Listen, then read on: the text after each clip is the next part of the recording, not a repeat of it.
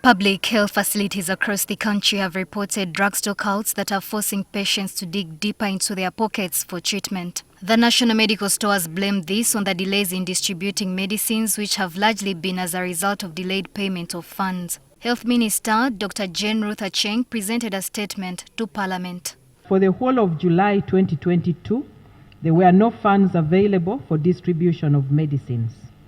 After approval of Q1 warrant, national medical stores sent instructions to the Ministry of Finance for payment of suppliers and providers of services.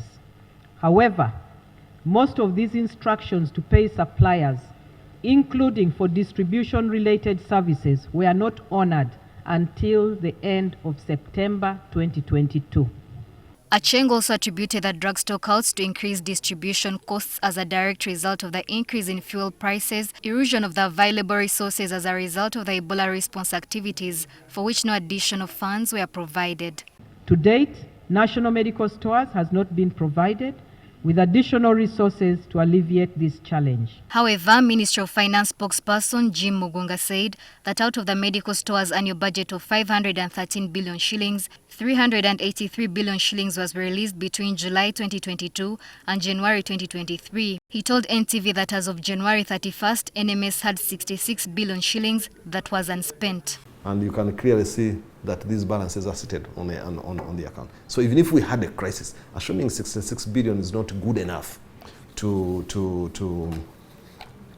cover the entire country, at least we should be able to cover those areas that are in much need. We should stop, as Ugandans, from saying, oh, I have the drugs, they're seated in store, but I have a crisis of transport. Really? Mugunga says the issue is not about money, but rather the systems. Then you're duty bound to plan within those quotas because we know how much will be released. So you plan within the quota and say, look, for this, I'll prepare maybe the people who are giving me the Panadols and, you know, or if it's transport sector, people, I have the medicine in store. I'll then have a framework contract with the transporters to deliver.